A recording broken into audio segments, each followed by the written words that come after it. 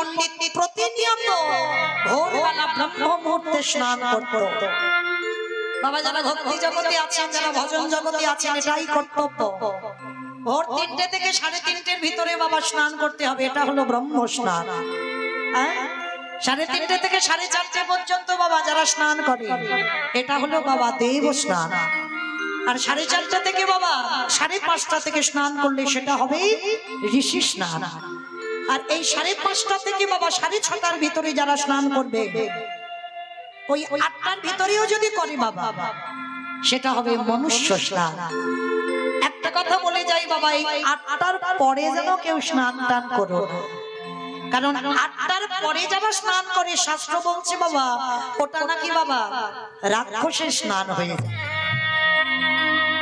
আমি বলছি না যেন আমাকে কেউ গালাগালি দিও না, কারণ প্রত্যেকটা মনুষ্য জীবনে কর্তব্য বাবা 8টার ভিতরে প্রত্যেকটা মানুষ, নারী বলো আর পুরুষ বলো, সকাল সকাল একটু স্নান করতে হয়। কেন? বিছানায় ঘুমানো মানে বাবা অসুচি হওয়া, মানে মরে যাওয়ার মতো। বলো তো ঘুমিয়ে পড়লে বাবা আর কিছু খেয়াল থাকে না, কিছু জানতে পারো না, তার মানে মরে যাচ্ছ। তাহলে ঘুম চোখটা খুলে যখন উঠেছো তোমার দেহটা অশুদ্ধ, অসুচি হলো। আবার দেখবেন বাবা, অপরাধ নেবেন না, অনেক মায়েরা আছে একেবারে বাবা ঘুম চোখটা খুলে কোন রকমে একটু মুখে জল দিয়ে বাবা তাড়াতাড়ি করে চা বানাতে যায় রান্নার সাথে। অপরাধ নেবেন না, এগুলো বড় অপরাধ।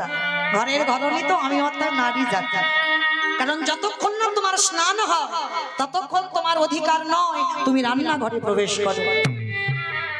তাহলে মনুষ্য জীবনে প্রত্যেকের কর্তব্য, বাড়ির ছোট ছোট বাচ্চাদেরও শেখাতে হবে যে 8টার ভিতরে বাবা স্নান করতে হবে। স্নানের একটা নিয়ম আছে, 8টার পরে যদি স্নান করা হয়ে যায় সেটা বাবা নাকি বলছে রাক্ষসদের স্নান হয়ে যায়, পেতেদের স্নান হয়ে যায়। আর যদি 8টার আগে পর্যন্ত স্নান করো সেটা দেব স্নান হয়, ঋষি স্নান হয়, ব্রহ্ম স্নান হয়, মনুষ্য স্নান হয়। এই স্নানের নিয়মগুলো আমাদের প্রত্যেকটা নারী জাতিরা পারে ঠিক করতে। কারণ বাবা ওই যে বললাম সংসার সুখের হয় রমণীর গুণে। ঘরের নারীরা যদি ছোট ছোট বাচ্চাদের বলে, খোকা এখন তো বাবা ষষ্ঠ গিজার আছে তাই না, গরম জলের অভাব নাই, তখনকার দিনে আমার মায়েদের উনানসানে গিয়ে খড় দিয়ে কাঠ দিয়ে গরম জল করতে হবে না, এখন একটু সুইচ টিপে দিলেই গরম জল। তাহলে চেষ্টা করবেন প্রত্যেকটা নারী ছোট ছোট বাচ্চাদের দেখবেন সকাল সকাল স্নান করাতে।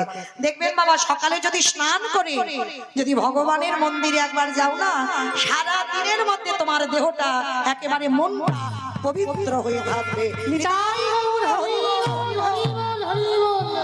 দেখবেন মা আমি বলে যাচ্ছি, যদি কারোর ভালো লাগে, আমি কারোর একেবারে চাপ দিয়ে যাচ্ছি না যে তোমরা করো, আমি বলার দরকার বলে গেলাম, কিন্তু মনে করো না মা আমি কারোর জ্ঞান দিচ্ছি, আমি জ্ঞান দিচ্ছি না, আপনারা জানেন আমি একটু মনে করাচ্ছি মাত্র। দেখবেন কত ভালো লাগবে, সংসার কত ভালো হবে যদি সকাল সকাল সেই পরিবারটা কৃষ্ণ ভক্তের পরিবার হয়ে যায়।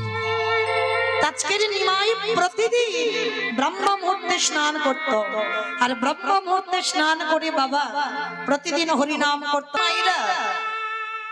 এই নবদ্বীপে বাবা আমরা প্রত্যেকে বেশিরভাগ কীর্তনিয়ারা আমরা মহাপ্রভুর কথা বলি, নিতাই চাঁদের কথা বলি, বেশিরভাগ লীলার প্রারম্ভে আমার নিতাই চাঁদ গৌর চাঁদের কথা আলোচনা করা হয়। কিন্তু বাবা যে মেয়েটা না হলে কোনদিন আমার নিমাই 24 বছর বয়সে সন্ন্যাসী হতে পারত না। সন্ন্যাস ধর্মটা যারা নষ্ট হয়ে যেত, যে নারীটা যদি মামে না থাকতো, তার কথা বাবা আমাদের মতো কীর্তনীয়রা খুব কম আলোচনা হয়, আমাদের লীলাতেও বাবা খুব কম আলোচনা হয় ওই মেয়েটার চরিত্র নিয়ে। কিন্তু আমার নিমাই যে কৃষ্ণ পাওয়ার লালসায় সবকিছু ত্যাগ করে 24 বছর বয়সে সন্ন্যাসী হলো, শুধুমাত্র কিন্তু বিষ্ণু প্রিয়ার জন্য। কৃষ্ণ প্রিয়ার যদি এতটা ত্যাগ না থাকতো কোনদিন কিন্তু নিমাই 24 বছর বয়সে সন্ন্যাসী হতে পারত না। মনে রাখতে হবে বাবা নারী হলো শক্তি, আর শক্তি যদি ঘরের ঘরণী যদি ঠিক না হয়, মনে রাখবেন বাবা সংসার সুখের হয় পুরুষের গুণে। পুরুষের গুণে শুনেছো কোনদিন এই প্রবাদ বাক্যটা? সংসার সুখের হয় পুরুষের গুণে। মোটা ইনকামে বাবা বলছে মোটা ইনকামে। কলিযুগ তো যতই ভালো না কেন মোটা ইনকামে না, যতই রোজগার করে আনো না কেন ঘরের ঘরণী যদি ঠিক না হয়, রোজগার কি হবে, ইনকাম কি হবে, টাকা কি হবে, যেখান থেকে আনবে আবার সেখানে চলে যাবে। টাকা তো এক জায়গায় স্থির থাকে না গো। আজকে আমার হাতে এসেছে, কালকে তোমার হাতে যাবে, আরেকজনের হাতে যাবে, ও শুধু ঘুরতেই থাকে। টাকা কোনোদিন চিরস্থায়ী কারোর কাছে থাকে না। তাহলে মায়েরা, নারী হলো শক্তি, এদেরকে চালনা করতে হবে। মনে রাখতে হবে বাবা, কোন পুরুষ যদি মনে করে নারী হলো তার কাছে ভোগের সম্পদ, সারা জীবন বাবা তার কাছে ভোগের সম্পদ হয়ে থাকে। আর কোন পুরুষ যদি মনে করে নারী হলো তার কাছে আরাধনার বস্তু, সারা জীবন মৃত্যুর আগের দিন পর্যন্ত তার কাছে বাবা আরাধনার বস্তু হয়ে থাকে।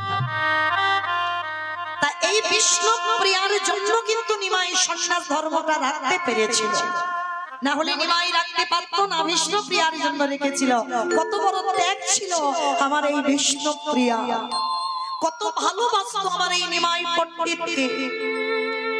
কিন্তু মায়েরা, এই ভালোবাসার কথা সবার কাছে বলা যায় না, তাই না? সবার কাছে বলা যায়, অনেক বন্ধু বান্ধব থাকে, অনেক বান্ধবী থাকে, কিন্তু না সবাই প্রিয় হয়। কোন কোন মানুষের জীবনে দেখবেন প্রিয় বন্ধু বা প্রিয় বান্ধবী থাকে, যার কাছে বাবা মনের কথা সবকিছু বলা যায়। তা বিষ্ণুপ্রিয়ার একজন বান্ধবী ছিল, যার নাম ছিল কাঞ্চনা। এই কাঞ্চনার গলা জড়িয়ে ধরে বলেছিল, কাঞ্চনা, গৌরে ভালোবাসলে যে এত কষ্ট পেতে হয়, গৌরে ভালোবাসলে যে এত দুঃখ পেতে হয়, আমি যদি জানতাম কোনদিন আমি ওকে ভালোবাসতাম না। কিন্তু মা বিষ্ণুপ্রিয়ার জীবনীটা কেমন, যেদিন আমার নিমাই 24 বছর বয়সে সন্ন্যাসী হলো, মাঘ মাসের পয়লা তারিখ। কিন্তু বাবা আপনারা জানেন, কথা দেওয়া ছিল মা না বললে তো ছেলে যেতে পারবে না। ঘুমিয়েছিল সচিমা বারান্দায়। সেদিন নিদ্রা দেবীকে স্মরণ করে বিষ্ণুপ্রিয়ার চোখে ভর করলো, আর সচিমার চোখে ভর করলো। আর এমন ঘুম ঘুমিয়েছিল মা, ওই রকম ঘুম কোনোদিন বিষ্ণুপ্রিয়া মা সচিমা কোনোদিন ঘুমায়নি। আর সেই রাত্রি বেলা আমার নিমাই কাউকে কিছু না বলে সচিমার কাছে গিয়ে ডাক দিয়েছিল, মা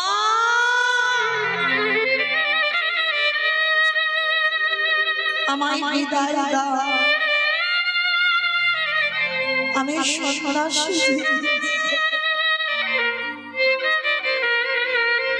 ঘুমিয়ে পড়ে মা ছিল, বলে উঠেছিল, ওরে ব্রজের কোকিল ব্রজে ফিরেছে। সত্যি তো বাবা, ওটা ব্রজের কোকিল, কণ্ঠটা ছিল কোকিলের মতো।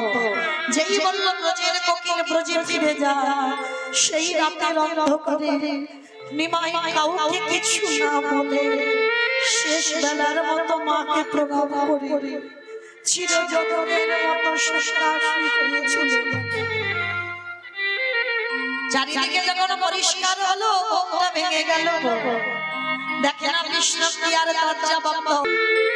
সচিমা ঘুম থেকে উঠে বিষ্ণুপ্রিয়ার দরজা বন্ধ, আর বিষ্ণুপ্রিয়ার দরজায় গিয়ে ধাক্কা দিচ্ছে, বৌমা বৌমা। ঘুমালে আমার নিমাইকে ডেকে দাও, আমার নিমাইয়ের ভজনের বেলা বয়ে যায়। যখনই দরজা ধাক্কা দিয়ে ডাকছে বাবা, বিষ্ণুপ্রিয়া তো জানে আর নাই বসে। মাকে কাঁদিয়ে, বিষ্ণুপ্রিয়াকে কাঁদিয়ে, সারা নদী আর মানুষকে কাঁদিয়ে চিরজনমের মতো সে সন্ন্যাসী হয়ে চলে গেছে। এইবার বারবার বলছে, বৌমা তুমি দরজা খোলো, বৌমা দরজা খোলো, দরজা খোলো। বারবার যখন বলছে দরজা খোলো, দরজা খোলো, দরজা খোলো, বিষ্ণুপ্রিয়া থাকতে পারলো না। দরজাটা খুলে দিয়ে আছাড় খেয়ে বলল শাশুড়ি মার চরণে,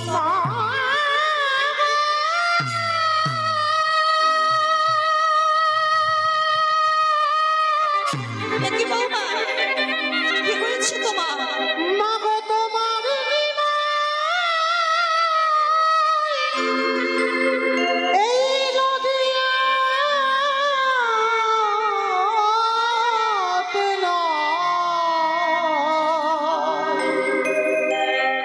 সে যে নদী আছে রে চিরদিনের মতো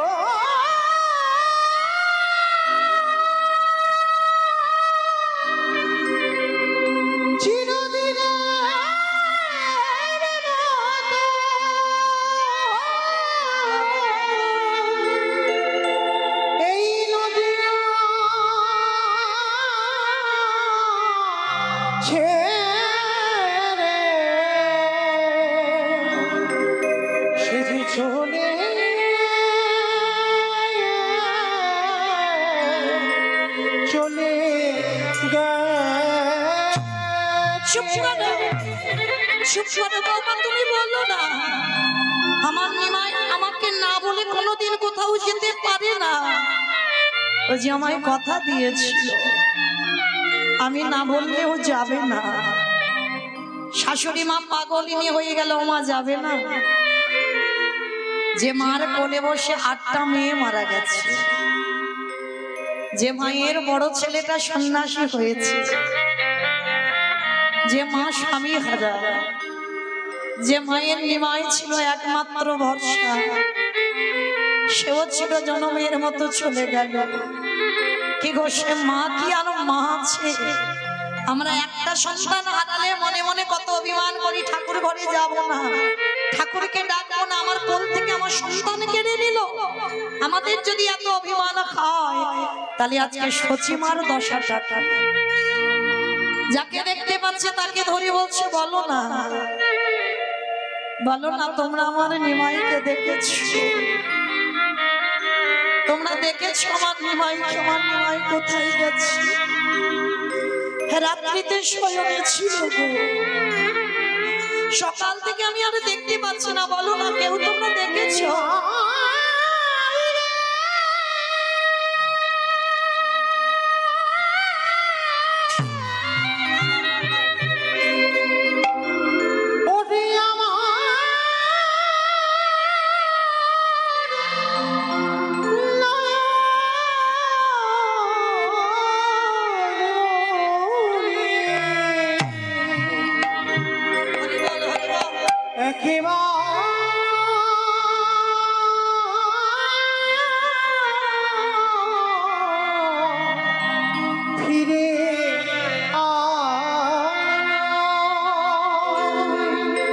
যাকে দেখতে পাচ্ছে তাকে ধরে বলছে বলো না দেখেছো আমার ছেলেটা? ঘুমিয়েছিল গো রাত্রিবেলা, সকাল থেকে দেখতে বলছি, বলো না তোমরা কেউ দেখেছো আমার ছেলেটাকে? কেউ তো জানে না গো, রাতের অন্ধকারে পালিয়েছে। হঠাৎ দেখে না সুরধনীর অপর প্রান্তে গৌরের মতো একটা ছেলে দাঁড়িয়ে আছে। পিছন থেকে সচিমা গিয়ে ডাক দিল, নিমা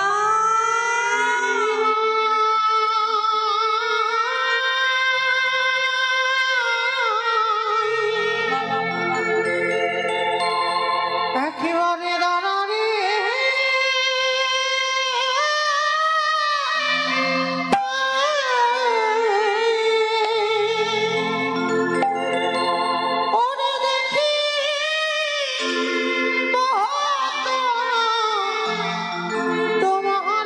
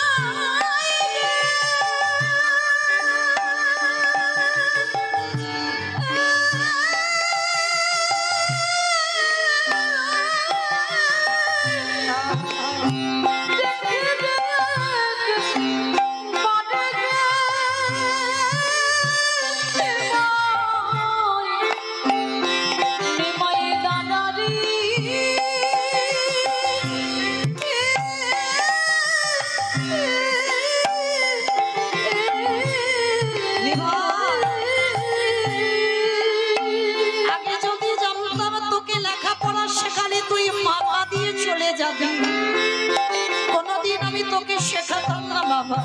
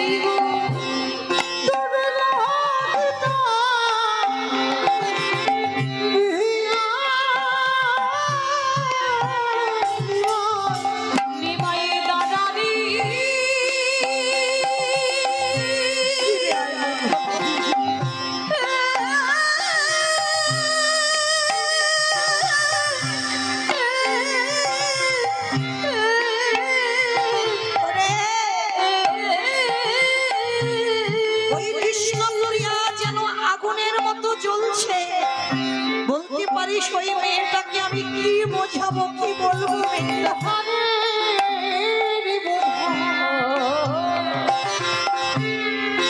বিষ্ণু প্রিয়া